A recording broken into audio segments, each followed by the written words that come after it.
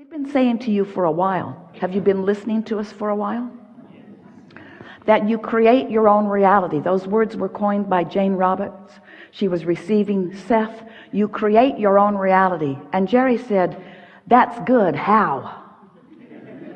Because you all like the idea of being in control of your own reality. But how is it that it happens? And the answer to that is, you are emitting a vibrational signal that for the most part you're not yet in control of. So you're not really creating your own reality on purpose. You're creating your own reality because you're just observing things and offering a vibration and then getting more. That's how law of attraction works.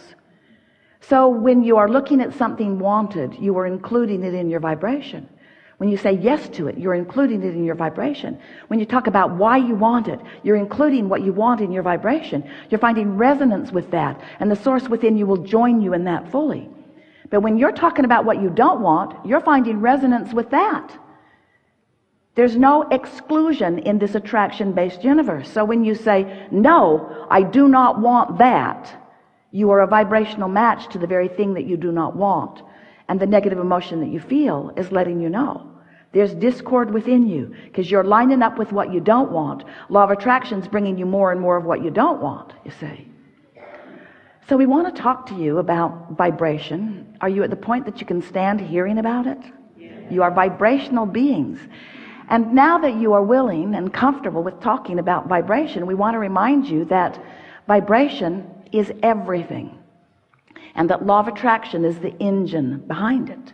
So when you give your attention to something, wanted or unwanted, for as little as 17 seconds, another thought like that joins it, and momentum is on the way.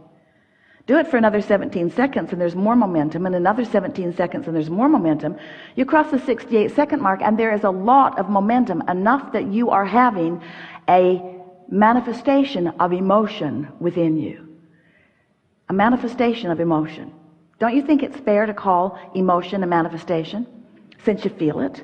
It's visceral. You can really feel it. You can feel it. Esther knows she's in the wrong movie when she's got her jacket over her head. Emotion, you see.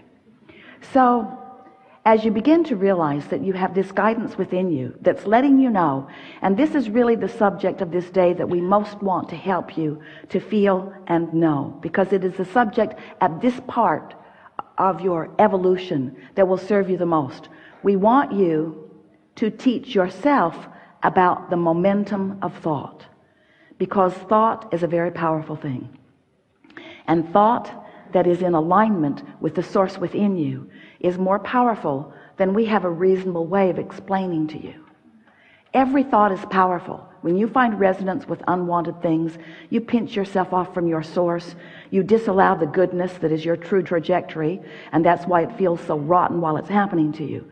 But compared to resonance with source, dissonance with source is not that powerful. When you find a way to hook up with this energy of source, and you practice yourself into a chronic experience of that, you will begin witnessing universal forces and what humans call coincidences and luck and chance. You'll then begin to discover that things are really working out for you. There's a leverage in alignment that just is not available to you in any other way. So as we've been visiting with you for a long time, we've told you that you create your own reality. And then we said your thoughts are very attractive. And then we said it's important for you to pay attention to what you're thinking about. And then we said to you, when you know what you don't want, you always know what you do want. So why not begin thinking about what I do want part of it rather than what I don't want part of it? And you said, Abraham, go away. I don't want to listen to you anymore. Because while in theory that is nice to think about, in practicality it's not the easiest thing to do if there's plenty of momentum going. If you've been practicing a thought, that's what a belief is. A belief is just a thought you keep thinking. So by the time you've thought something long enough that you believe it, and after all, why do you believe it? You're not dummies. Why do you believe it? You're not believing it because it hasn't proven itself to you. In fact, the opposite is true. You believe it because it has proven itself to you. Esther argued with us, Abraham, but it's true. It's true. Why would you tell me not to think about that thing that is true?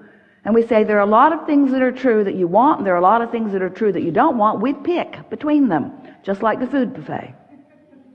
We would choose between them. So as we visit with you here today, we want to talk about this momentum, and we want to bring you to the place of really understanding that when you are in vibrational alignment with who you really are, when you've practiced yourself into that vibrational frequency so that you are predominantly there, that's when you actually begin to live your life in the powerful, co-creative way that you've intended. That's when true life begins for you in the way that you planned. That's when you really get on the trajectory that you intended when you made the decision to come here to begin with. So over time, we said to you, you create your own reality and you get what you think about whether you want it or not. And then we began to explain to you that when you know what you don't want, you launch a vibrational rocket of what you do want. Now that was never a very satisfying conversation for you, because we're talking about rockets that you can't really see going into what we began to describe as the vortex. Oh, that was fun. The vortex of creation. It was such a good concept, such a good way of explaining to you. We wrote a whole book about your vortex, saying to you, get into your vortex, get into your vortex. Because when you've launched a rocket about what you want, and you've done it and done it and done it and done it and done it, there is a reality, a vibrational reality that is ready to reveal itself to you in full manifestational form. But you've got to be a vibrational match to what you're asking for. If you're asking for more money, you can't feel not enoughness and realize the money that you've got lined up for yourself. You see how that works? So we began talking to you about this vortex of creation, and many of you resonated with it. You got the idea of it, that there is a vibrational reality that is in place before there is a manifested reality. But it's hard for you to make that jump in most cases because you are so accustomed to translating things visually and auditorially and with your nose and your fingertips and your tongue. You're so good at that that when we talk about a vibrational reality that you cannot see and that you cannot hear and that you cannot smell or taste or touch, it wasn't as real as you wanted it to be. And then we began to explain, but you can feel your way into it. When you're happy, you're there. When you feel elation, you're a vibrational match to what's in there. And if you can keep it up, if you can keep the momentum going in the direction of what you want long enough, and it's not that long, if you can hold yourself in vibrational steadiness with who you really are and what you really want, a momentum will ensue that will be realized by you in full manifestational form, so that in time, everyone around you will be able to witness the manifestation that has moved from the vibrational reality into what you want to call reality. You don't want to call it reality until you can sleep with it or spend it or eat it or live in it or drive it. In other words, we get it. You want it to be about your spaces and faces and places. We get that. But we want you to understand, we've said this to you for so many years, on so many occasions, that everything that everybody wants, no matter what it is, whether it's a material object or a relationship or a state of being or a pile of money, a circumstance, an event, everything that everybody wants is for the singular reason that you believe you will feel better in the having of it. And we want to remind you here today that not only will you feel better in the having of it, we can't even find words to explain to you how glorious clarity is, how wonderful it is to be chronically connected to this stream of well-being. So now we have another way of explaining it to you. So the vortex, which is the vibrational reality, which some of it you're allowing yourself to live and some of it not, this vortex has enough in it to keep you busy for 20 or 30 lifetimes. So if you can relax and expect good things to come to you, then more of the things that you've defined begin to flow specifically into your experience. It's such a nice thing. So we began describing to you that you've got to prepare yourself for the content of the vortex to reveal itself to you. You've got to be on the same vibrational wavelength. If you set your radio dial on 101 and expect to hear something that's being broadcast from 98, you don't hear it, do you? The frequencies have to match up. So your vortex is set on a high frequency. If you set yourself on a lower frequency because you're mad at that guy or irritated about that or disappointed about that or lonely about that, you have lots of reasonable excuses. We just don't think that you should argue for them so much. So as you hold yourself in vibrational difference from the vibration that is in your vortex, then you disallow yourself the full manifestation of it. So we began talking about your point of attraction. What is your point of attraction? What is your right now, in this moment, in every moment, relationship with what you've created, with what's actually in the vortex? Well, you can tell by the way you feel what your relationship is, but you can also tell by how things are turning out for you. So we began describing this vibrational grid. It's like a vibrational state of being that will fill in with all of the details. It's like the framework of a house. First the framework goes up, and then eventually they put the roof on and the walls go in, and more detail comes to it.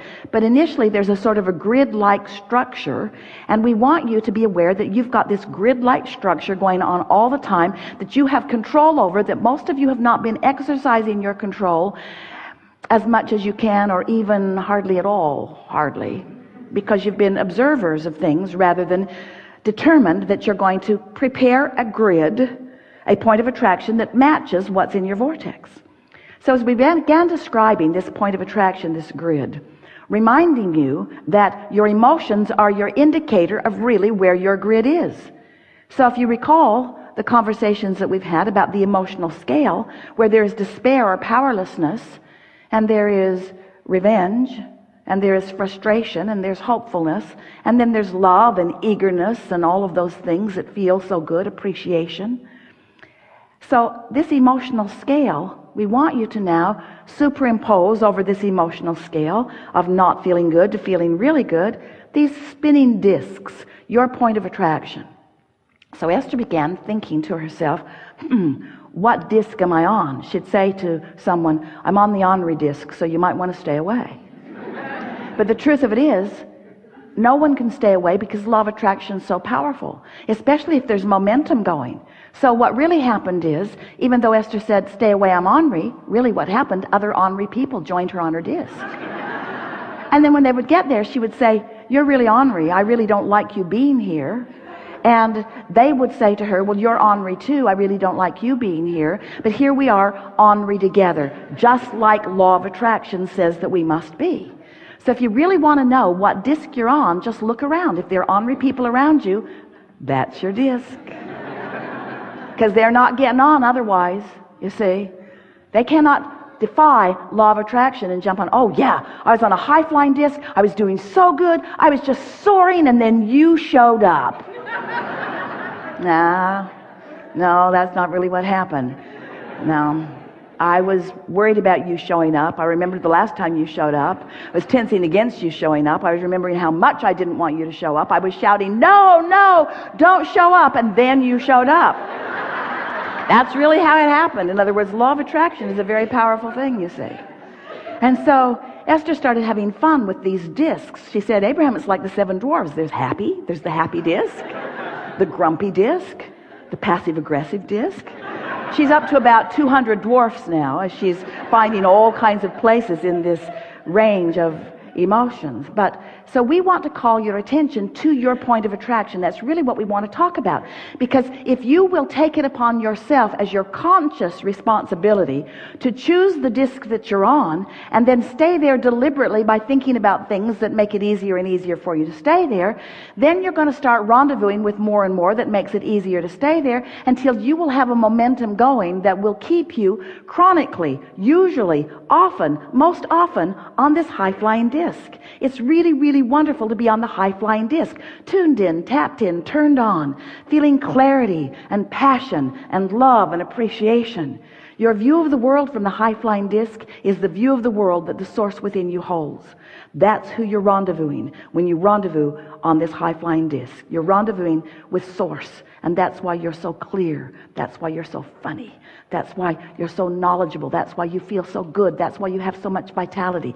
That's why you feel tuned in, tapped in, turned on, because you are, you see.